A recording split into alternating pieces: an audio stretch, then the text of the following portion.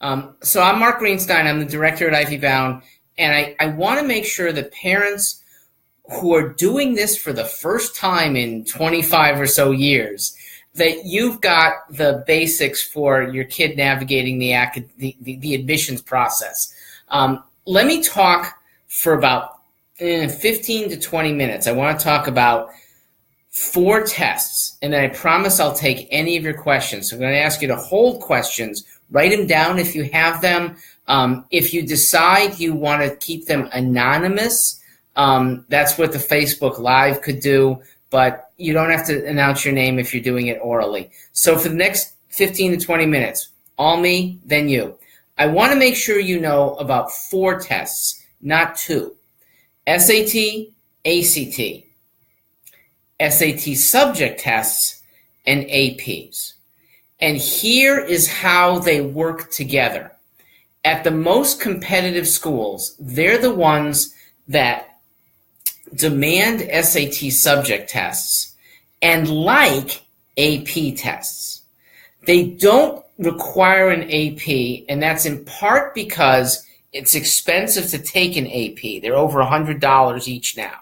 And a lot of students are intimidated, even if they had a good training in their high schools. A lot of students, they're not encouraged to take the AP in the first place. They didn't take an AP course, so they stay away from it. So the colleges can't feel like they're being fair by demanding the AP, but they like it.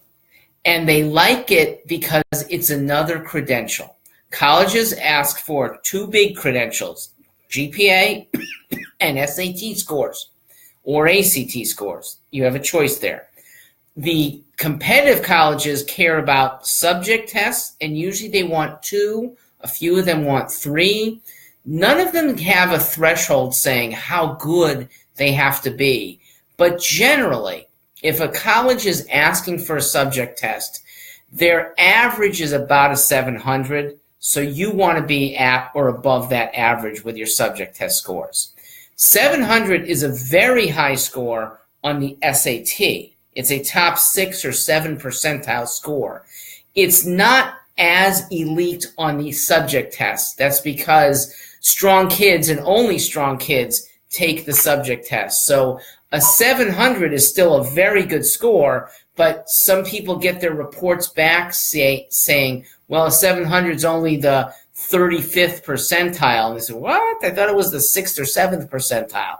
It is on a national basis, but on a SAT subject test basis, you're putting yourself only maybe in the top third. Still good because it's the top third of what's known as an elite group of kids. The subject tests are given 6 times a year. They're given on the same dates as the SAT, and that means you've got to be very careful in your planning. Parents of juniors, you have 7 opportunities in the junior year. But if you're applying to a school that cares about subject tests, you're going to be using 4 of them, at least, to take care of SAT and subject tests. You can't do the subject tests on the same day as the SAT, and you wouldn't want to anyway. The subject tests, they're 1 hour each. The SAT itself, though, is 4.5 hours. In some places, it could go on to 5 hours. So they segment them. I'm going to give you the dates for this coming year for all the SATs, and I want you to write them down so that your planning can be intelligent. August 26th, coming up very soon. Most kids, if they don't have it on their radar screen, they're not going to be able to recover in just 3 weeks. Next up, October 7th, then November 4th, then December 2nd. Then they take a long break until early March. Then there's a May. I think this year it's May 5th. And then there's June. That would be June 2nd. So that's 7 dates that the College Board is offering for both subject tests or SAT, not both at the same time. And the March date, for some strange reason, they don't offer the subject tests. So 6 dates for subject tests, 7 coinciding dates for SAT. You need to do careful planning. Now, those of you in Connecticut get sort of a bonus, and there are a few other states like this. New York, though, is not one of them. They require the SAT in the school, and they offer one more date. It's the April date. So that's an 8th date for some kids. Here's why it's a mixed blessing. The same colleges that care about the subject tests are pretty much the colleges that care to see an essay score that's good. The essay is the optional part of the SAT. Only about a quarter of the kids take the SAT essay. They stay an extra 50 minutes at the end to get it done. Well, the school day SAT doesn't include the essay. So a kid who rocks the SAT on that school day test for multiple choice might still be without a good essay score unless they got it from a prior time and the colleges are willing to combine it. So I really think of the April test as maybe gravy, but it shouldn't be the test that you rely on. Any of your students who are starting this summer, and I think all of your kids are, all of you have kids are, you should be targeting a fall test.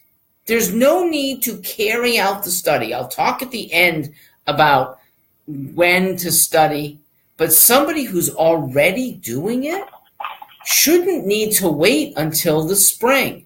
And I know the spring is the normal time when most public school juniors take the SAT for the first time. Don't be normal. Be advanced, okay? You're advanced enough right now to have enrolled your kid in a good course starting when he's got or she's got the most time. Good, that's the summer. So use it well and target October or at latest November. October or at latest November. And plan to take the SAT a second time 1 or 2 months later. If you're taking October, I like when kids take November also. If it's November, take December. For some kids doing October, December, that works okay too. So that should be the progression. Let me stop.